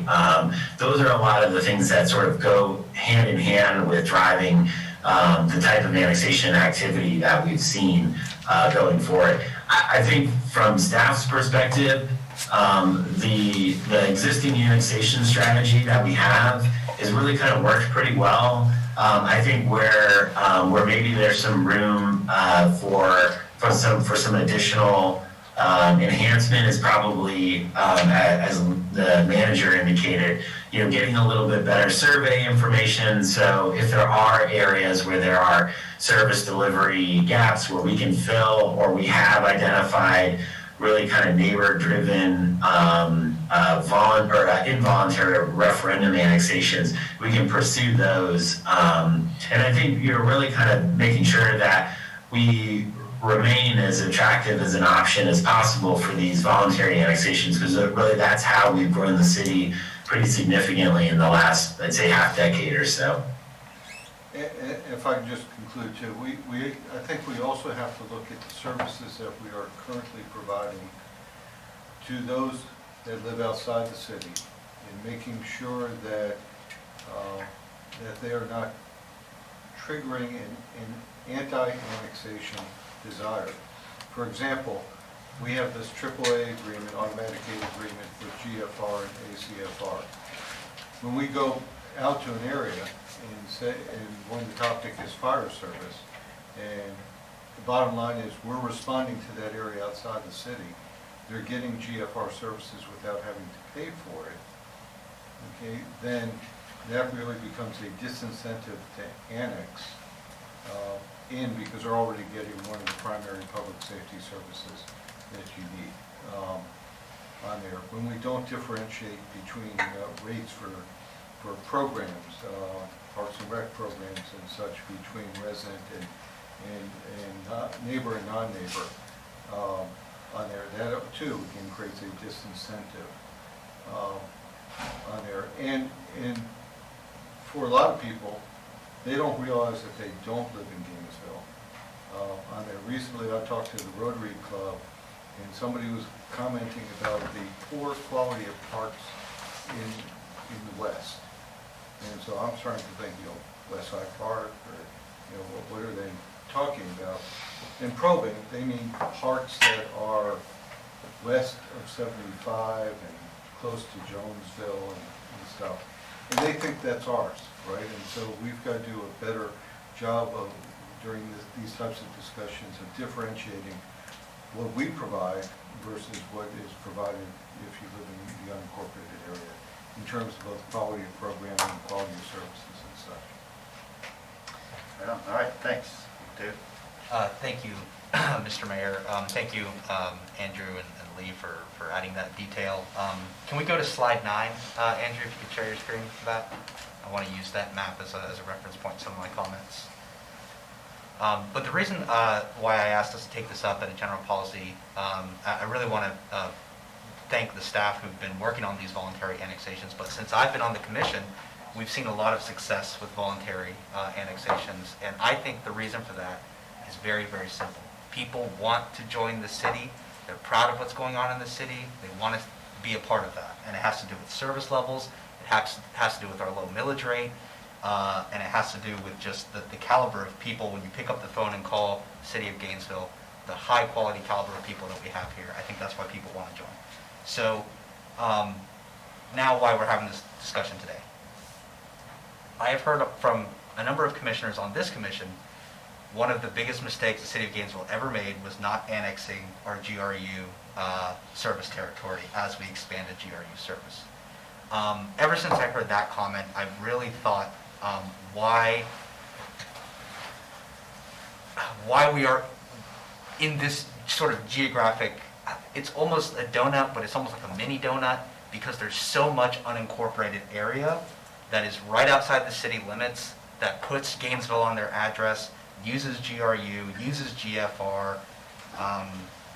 Obviously the law enforcement agencies, they share and assist one another in calls if jurisdiction is a question. But at the end of the day, I really feel like this map shows us there's so much area for us to grow. And I think because we've moved our city elections to the fall this time around, I think that there's an opportunity for us to get more voters than ever to participate in a massive annexation question. I think the reason why you see a lot of involuntary annexations fail is because there's smaller geographic areas. It is really, really, really easy to mount a ballot campaign if your universe is your neighborhood, whether for or against. And so I think we need to talk about bigger universes in terms of annexation questions. I did not come with a map drawn today because we're not even close to that stage of the discussion yet. But looking at that map, I see areas where we can grow east, areas where we can grow south, and of course, areas where we can grow west. I think Jonesville and what's that? Jockey Club. I think that's too far west, right? But I think that even just coming up to there, Parker Road, Meadowbrook Golf Course, over I-75, I think those areas, I think they can be annexed. I think so much of our population who works in Gainesville live right outside of the city. They enjoy the city amenities that city taxpayers pay, and they still put Gainesville on their address. They're just not paying city taxes. They're just not in the city proper. And I think that by expanding our voting universe, by moving elections to the fall, I think we've allowed ourselves to open up this conversation and to have a really robust one. And ultimately, I want us to ask the voters whether or not we can grow the city. And whether that happens in this next cycle, or the cycle after that, or the cycle after that, I think it's something the city should look into. We should continue to do the voluntary annexation work that we're doing. But I'd like to know what it would cost for us to put that question on the ballot, because I think, I look at these boundaries and they just seem, they're not telling the whole story of the city of Gainesville and who lives here. It looks to me as though we've got a lot of room to grow, and we should. So those are my initial thoughts. All right, thank you. Thank you, Mayor. Mainly agree with you, Commissioner Ariola. I think, yeah, when you're doing small little areas, it is much easier to, someone is very much against it to do that. I think we have a lot of urban areas in our city, and our unincorporated area directly next to it that I think expect urban services, and they don't get those urban services. And I think we are the better provider of that.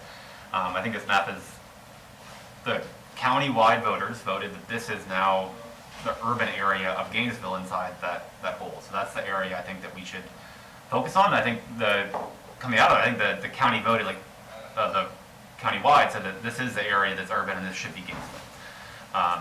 So I think we do have somewhat of a duty to work on that. On the emission stuff and like what we charge for city residents versus county residents and how we subsidize services for county residents, I think we should change some of those prices. Like the daily emissions to the pool is the same for everyone. And we do subsidize that. I think there should be a different price if you don't live inside the city versus outside. Sweetwater Park is another example where we charge the same price for everyone. And I think if you live in the city of Gainesville, your taxes are paying for it, so you shouldn't have to pay the same price as everyone else. I do think before we get to where I have areas in my head where I think things will work, and I think some of the commercial areas and other areas, both east and west and south, you said too. I think doing a neighborhood survey and figuring out what are the issues, where do people actually have issues. Once we get that information back, we could then, I think, create, okay, well, these people are happy, we shouldn't try right now. Let's focus on the areas where we can provide better services. Thank you, Mayor. Thank you. Thank you, Mr. Mayor. So I have one adjacent question, and it's just bugging me, so I hope Andrew can explain it, or Ms. Leland. So I know that to annex, it has to be contiguous.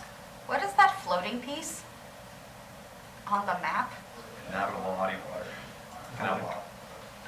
Are you talking about the one on the left-hand corner Yeah, by there? Kanapaha. Yeah, say that again. The one by Kanapaha, yeah, the little floating one at the southwest. Yeah, down there, yeah, it's annexed through Lake Kanapaha. You can use water bodies to annex, that's why it looks like it's floating. Okay, that was just bugging me. Thank you. Might be a lot more of those. Been bugging me for a while, but okay. So I agree with Commissioner Ariola that there are parts of the city that think they're part of the city, but they're not. I think when I first got here, I was like, yeah, the whole city, it goes out to 75, and it doesn't. Now that I live on 39th, I definitely know it doesn't. So I do think, as far as mounting large annexation campaigns, I wouldn't say do the whole thing in one chunk, but definitely that northwest part out to the interstate, I think is one contiguous chunk that does use everyday Gainesville services, that does come downtown, come to our parks, use our facilities, use our fire department, all of that, but it's not technically part of the city, and it's not paying into that system that it benefits from necessarily. So if we start anywhere, my preference would be that chunk, because a lot of people would just presume that it is part of the city, and it isn't at all. I also agree with Commissioner Hay Santos that we should look at the associated fees with a lot of these services. I know, for example, Wayne County up in Michigan, the museums, the parks that they sponsor, it's free for those county residents. You just have to show something that gives your address.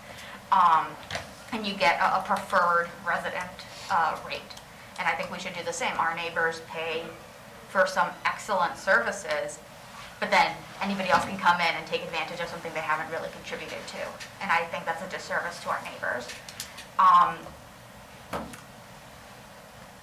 I think I agree that we'd have to see what, or at least I would prefer to see the cost of different tier campaigns. So how big a campaign for annexation is, to see the cost associated with that, because I believe the chart said it took 23 full-time employees, considerable percentages of months to do that work for a much smaller piece.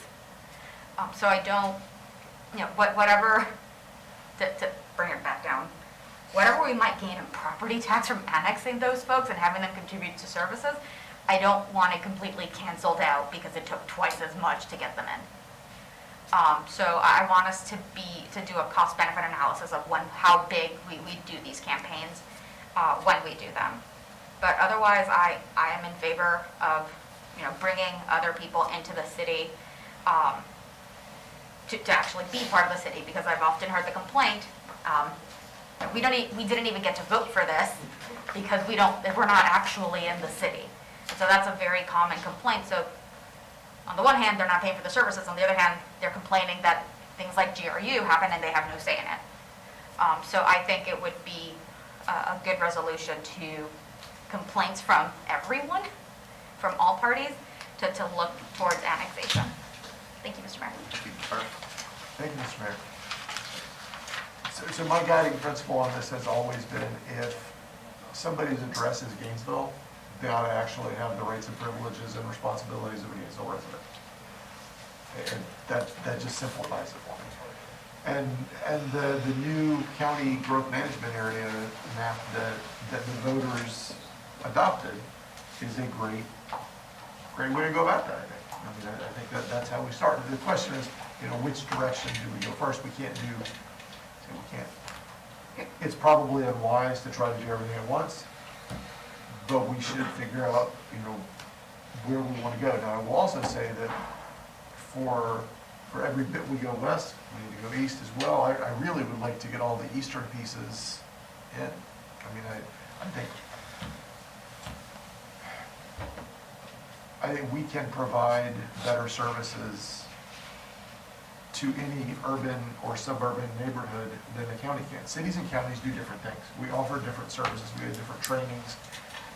What we can offer to people who live in these areas is better than what the county can do, not because they're bad, but because it isn't what they do. It's not their purpose.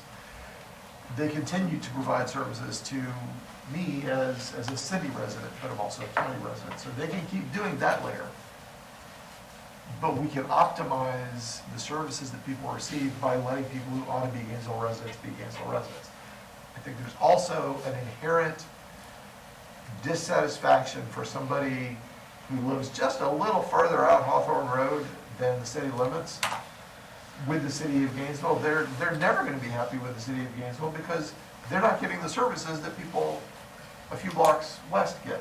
Somebody living out further out on Archer Road is always going to be disappointed that they're not getting the level of service they expect from the city of Gainesville or the level of service that somebody a few blocks east of them is getting, because of course they're not in the city.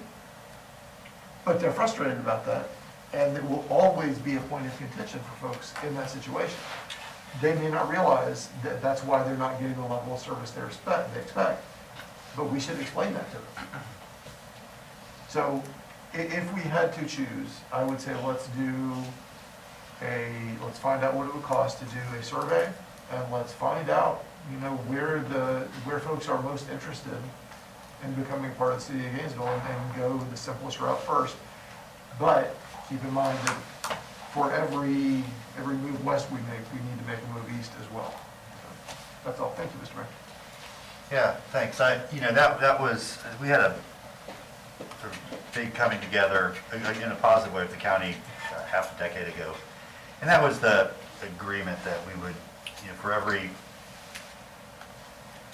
ballot referendum we did east, we would do west. We would sort of trade off. But that was a period of time where they were just going down in flames. I mean, we were just getting clobbered. And I was really disappointed. I mean, the one area that really made the most sense to me was the Kincaid Loop area. And that talking to folks that were against it, I think they were worried about the city getting into their business, basically, like the shade tree mechanic. Like, is the city going to come shut me down because I'm fixing cars under my oak tree out front, which is not something we spend any time doing, but it was an easy story to say a week. Like, the city is going to pay a lot more attention to everything that you aren't supposed to be doing or whatever. So, part of that was a narrative problem. But yeah, so I guess I don't want to repeat everything everybody said. I think the survey data is both important and valuable in figuring out how to move forward. And then I really want to be very intentional with especially the eastern portions that we target, and put the attention and resources into those areas to make sure that people understand the advantages and disadvantages of coming into the city. Because it was just kind of too bad that most people would have gotten a lot more services, but they were convinced that their lives were going to be like intruded upon by the city, and their quality of life would go down, and that's why it went down. And honestly, if that Kincaid Loop area gets brought in, then there's a lot of other contiguous areas after that I think start to want to come in as well. So that to me is the priority. The stuff out west, I'm kind of, I don't know. May it be nice to get into more of the areas where we're sending GFR into. But yeah, it's, I'm rather focused on the eastern portion. But it should all be survey data driven. Yeah, for sure. Adrian and Dave. Yeah, I'd like to a motion on the floor. I move that we have the city manager conduct a neighborhood survey to gauge annexation interest and issues that are important to residents in the unincorporated areas around the city, and to come back to the commission with the results and also areas that are kind of a higher likelihood of having a voter-approved annexation. Okay, motion and second. David? Hold on, can we have that survey come back to the commission before we send it out? Because this is where the rubber hits the road. And I don't want us to come back and say, well, we didn't have a say-so on the survey, and then the survey. Well, the survey is the same one we use as a city. It's already, it's not, so, and I think that's important because it's this, then we're asking the same questions and we can say, what are city people saying versus what are county people saying? If we ask different questions, they're not going to be. I think the main different question is the motivation here is in terms of annexation. That is a different question. If you're talking to your neighbors about how do you feel about the city service, that's great, but if you do it under the guise of how would you feel with an annexation, because that's like the impetus for the question. No. Sorry.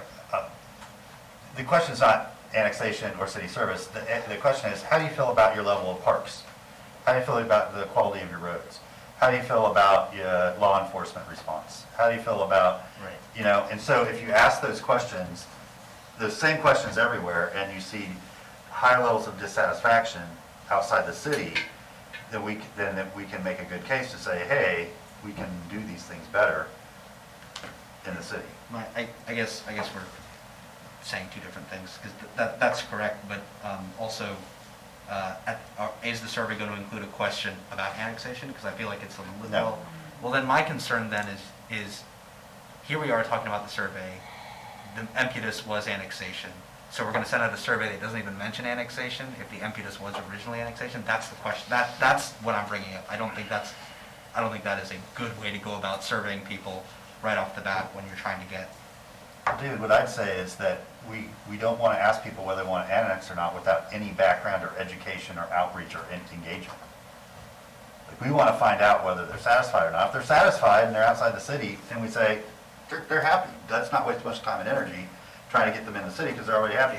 If they're dissatisfied, we can say, hey, we can do this better. Do you want to consider annexing? I hear what you're saying. I'll echo what Raina said yesterday. Satisfaction isn't always the best indicator of equity. I think I'm okay with going down this route. I'm just concerned that if we don't have a look at that survey, it may not. I would like us to start with that at least. I think that's the best way to go forward. That this commission takes a look at the survey before we send it out, so that every commissioner can have a look at it here in the public forum, and then we can sort of send it out and get the information back. For the purposes of this discussion, I also think that we should focus more on Eastern annexation. I just think that the reasoning for that GRU service territory in the West is so compelling. It's almost like, and we've been saying it, right? Like, why didn't GRU extend? Why didn't they do that over years and years and years and years? It has made no sense to me why the city never expanded into GRU service territory. That just never made sense to me. So those two things, we can do them separately. They don't have to be done in the same year, for example. But those are all discussions that happen down the road. I don't want us to send out the survey immediately. Let's get a second look. So I'm fine with the survey being, your satisfaction of your services, the different services. But my one request is some acknowledgement on it saying you live in unincorporated Alachua County, so that they don't go into the survey with the mindset of, yeah, I go to Westside Park and it's great, because that's not really their level of service, if that makes sense. So someone doesn't have to be giant red line, like we're asking you because we know you live outside of our limits. It's as an acknowledgement, you do live in unincorporated county. What do you think of the services you receive out there? And that would be my only movement away from the rest of the survey we've ever done. Because people don't know sometimes. They're like, yeah, my address is Gainesville. I'm in the city of Gainesville. Yeah, that's a better way of explaining it. Doesn't? I kind of want to echo what Commissioner Ariola was saying, and my reasoning and my logic behind it is actually just making sure that the community is very clear as to why we're asking the questions, because on the back end, what I wouldn't want is for it to appear as though, well, I didn't realize, I understand why they were asking us those questions. I think we need to be very intentional as we do it and transparent about why the questions are being asked. And if it's just a simple question down at the bottom, you know, would you desire annexation or annexation? And annexation might be a way to get you more satisfied with your services or whatever. That to me also feeds into the beginning of an educational component. For anybody who doesn't understand what, you know, annexation is, we've asked you this list of questions, and all of these things feed into this idea. So some of them will probably look it up, begin to do research on their own, and then we follow it up with our own educational piece, own community engagement component or whatever. But in the interest of transparency, I like the idea of including something on that survey that says, this is the reason that we're asking you these questions. Otherwise, it just seems kind of basic.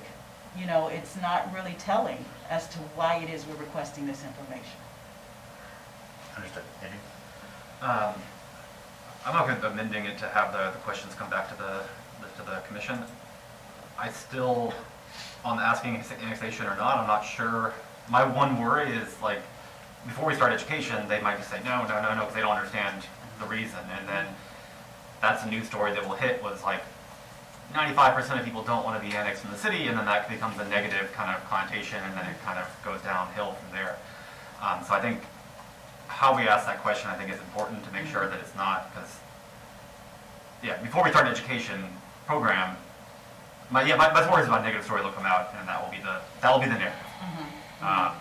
Before we actually can tell someone, you'll get this service, you'll save money here, you'll do all this stuff right here, because I think the notion that people have is that the city is more expensive and bad, and you'll lose all your control and things like that. I think that is a consistent kind of notion for some people.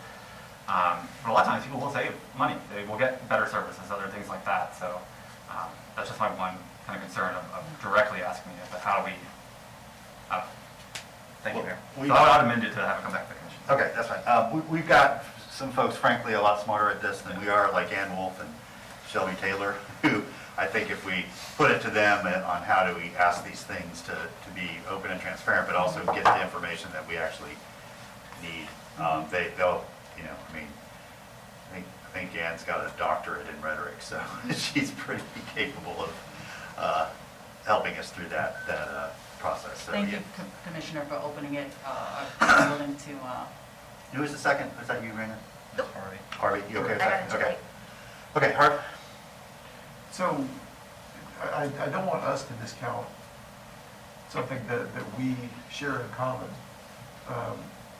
is that the seven of us have actually won elections. So we do have some capacity to talk to voters about how they vote on things. We should absolutely seek advice. I think that's how we all got elected in the first place, was by being willing to listen to counsel. But we should not discount that is a thing that we all share. We do have some aptitude in that, regardless of whatever else anyone else may think. We've all done that. And that experience, I think, is useful in this experience. So. Yeah. Okay, got a motion on the floor. Let's turn it over to public comment. Anybody here in the room? Yes, good afternoon, Mayor Poe, Nathan Scott. So first and foremost, I think a motion was made. It involves fiscal impact. There's been no discussion as to what that fiscal impact would be. I think that's important given the budgetary challenges facing the city. With respect to annexation, I think voluntary annexation has been very successful. I think it will continue to be successful when you find willing partners, willing neighbors, as you like to refer them. But when I hear terms such as we need to educate people, and we need to, we're going to go convince voters. Let's be honest, folks. You guys are elected, despite what you may think, by such a small number of registered voters in the city of Gainesville, even collectively. That's just a self-serving narrative. So my concern, what I heard, and again, I think annexation generally, when it's not forced or misrepresented, it's not necessarily a bad thing for a city because it provides services and you gain revenue, okay? But what I heard in the justification for this is another power grab. It's that we've got fall elections and we can do whatever we want to do. Well, let me know how that works out for you folks, because the last couple times you've tried this, it's gone down in flames, similar to the transportation taxes or whatever the county can't get passed through. So I think approach is everything. You guys are critical of me and others, how we approach things, but clearly, if you're out there trying to educate people from a contextual standpoint, irrespective of the propagandist that's going to go spin that, I mean, that just sounds insensitive to begin with. I mean, many folks will tell you they're not happy with the city of Gainesville, and maybe we can convince them otherwise. But, I see the voluntary annexations being beneficial. Oak Hall School, for example, because it helps them cut their utility bill, but the city really gets no benefit from that because they're tax exempt. So those are the challenges that I think the city faces, and I think if you have a good argument to make, a compelling argument, an argument that's based on the merits rather than indoctrination, and then by all means, I think reasonable people will listen to make an informed choice. But if you insult people from the get-go, telling them, like mansplaining to them that they need to be educated because they don't understand, I mean, that's just blatant disrespect for people. I mean, maybe not your like-minded voters, but I think if you tried that with anyone outside the city limits that doesn't subscribe to your point of view, you may get a different opinion. But if you're going to try and force it through on the basis of having fall elections, I mean, it just sounds like gerrymandering, irrespective of the benefit to the city that would ensue. I think approach is everything, and the approach I'm hearing is probably why you haven't been successful in the past. Thank you. Adam, you got anybody? Yes, we do, Mr. Mayor. Ms. Debbie Martinez. Ms. Martinez, you have 3 minutes. Yes, Debbie Martinez. Can you hear me okay? Sure can. Anyway, I'll keep up. Okay, you may have staffers that have doctor's degrees in political rhetoric, and that may work as it does for most tyrants, but later, people begin to get buyer's remorse, especially when they start learning about the shoot-'em-up Sundays at our city park, McPherson Park, like many of the residents who live in Duval and Lincoln Estates, have been constantly complaining about all of the violence and problems relating to the open-air drug market at McPherson. I don't know if you all have even contemplated about trying to rotate back and forth from Westside Park to McPherson Center. But, and now we're going to have 24/7 shoot-'em-up Sundays if you actually get this stunt passed where you're going to make it permanent, where people can walk around 24/7 through our entire city drinking alcohol in and around our neighborhoods. So, if you spend all this money, it might be a waste of money if people actually do decide to fall for this annexation and find out, boy, we need to flee this area quick. Thank you. Thank you, Ms. Martinez. Mr. Mayor, that was our last caller. The floor is yours. Okay, thank you. Anybody else inside the room? Do we know the fiscal impact? Every fiscal impact is determined through the annexation transition report, so the fiscal impact is unique to any particular annexation and is developed and reported through the annexation transition report. How about the survey? Oh, survey, Mr. Feldman, got any idea? So I would anticipate the survey would cost between $20,000 and $30,000 if we don't try to customize it. If we start writing questions that are different, it may increase the cost. Yeah, and I've been through that wordsmithing at the dais for a survey before, and it's a disaster. It's an absolute disaster, so hopefully we stick away from that. But we'll see when we get the survey to look at. Yeah, if I may. Go ahead. My only suggestion there would be just, let's get it in the backup early so that commissioners can, if they have any questions or anything like that, we can try to avoid that as much as possible. We can always submit our ideas before the meeting, so that we don't wordsmith at the dais. I think that would be referral. Okay, so all in favor of the motion, say aye. Aye. All opposed? Motion passes unanimously. Up next, we have general public comment, items not on our agenda.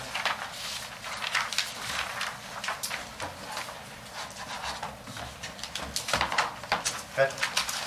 Good afternoon, Mayor, Commissioners, Nathan Scott. So just want to state for the record that I try to go through appropriate process to schedule a meeting through the web portal and also with EJ, with the commissioner from my district. And I want to commend EJ not only for her professionalism, for helping me attempt to schedule the meeting, but also communicating that meeting had been, request had been denied. And I just think it's reprehensible. It just shows a blatant disrespect for members of the community that seek to engage our elected representatives, even if they don't agree with us. I mean, Commissioner Hayes Santos has met with me many times, and we don't always agree, but we can have a dialogue. We don't always have to agree on the issues, but we can find common ground. And so I would respectfully request Commissioner Ariola reconsider that position. I think it reflects negatively on the commission, but I do want to thank EJ for her professionalism. Following up on the solar issue that I was not able to rebut some of the misinformation the other night, I think we covered the fact that Borges admitted that they never picked up the phone and contacted me despite representing 30 abutting and adjacent property owners, including 42 parcels of land, the majority of which are owned by African-American property owners. The project was denied in part, many parts, due to its incompatibility and proximity to a historic rural African-American neighborhood. Orchard's community outreach was lacking, as specifically noted by the county in their denial of the application. Orchard's had considered a more preferable site, alternate site, before they put profit ahead of doing the right thing by dumping it into a historic rural African-American community. City Commission, again, has the ability to help solve this problem. You approved a heavily redacted contract. And I think the right thing to do is just merely do the right thing, be part of the solution. And then finally, there was, and GRU needs to get some more complete, accurate information. But finally, at the that meeting, also during the adoption of the consent agenda, Mr. Brown stated that I don't believe we have ever represented the plant would be capable of 100% fire on gas. Well, that's not exactly what they told the Florida Public Service Commission in the filing on April 1st of this year. In the 10-year site plan. In late 2020, GRU began a dual fuel upgrade on Deerhaven 2 to allow it to be able to operate fully on natural gas. That's at rated capacity as a base load unit, 228 megawatts. Personally, I don't care, but it's semantics. I mean, let's at least be honest and not say constantly that the public doesn't know. Also, it was stated when you approved it, converting to dual fuel operation could permit Deerhaven 2 to operate at full load on natural gas. I can go on and on and on with the examples, but if I stand up here and say something, there's a factual basis for my statement. Thank you. Thank you. Adam, you got anybody? No, Mr. Mayor, there's nobody on the line at this time. Okay, and hold on, Mr. Blount, we're going to clean the area. If you'll hold on one sec, Mr. Blount. Colin, you got to scrub it down. Only got 2 people. Thank you, Ms. Malden. She does a good job.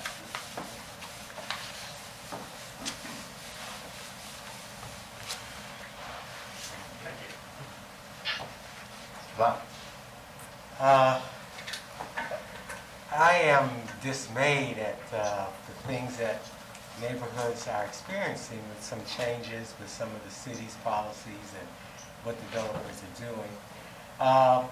And I think there's a better way to engage lots of neighborhoods. My neighborhood experienced the beginnings of that years ago.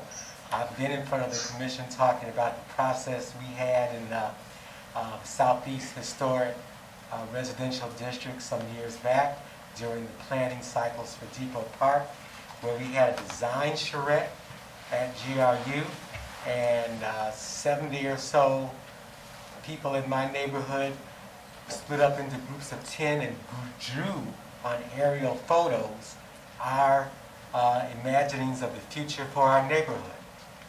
That was a wonderful process. The problem was that the city government later denied that it happened and denied the promises that were made in that process. But the beginning of it, the fact that it happened and the way it was done, was fantastic.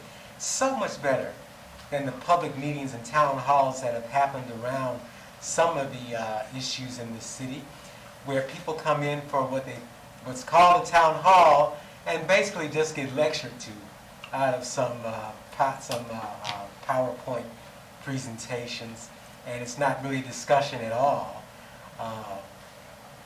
That process allowed people to really express themselves, and in 2017, when form-based code was done, it seemed that code was done out of somebody's imagination or out of reference books or something, but there should have been 40 or so of those kind of neighborhood design charrettes all over the city to let the citizens really creatively imagine what they want for the future. So I would like to see you guys roll back to that creation of form-based code and do it the right way, with real input, actually with ears open and eyes open, listening to the citizens, letting them create the visions for the future of the neighborhood. The county and the smaller cities need to do the same. And we wouldn't be running into this mess in Archer if those folks had been invited already in the past to create the vision of the future of their neighborhood. I think it's what people are entitled to, whatever their ethnicity or their economic status.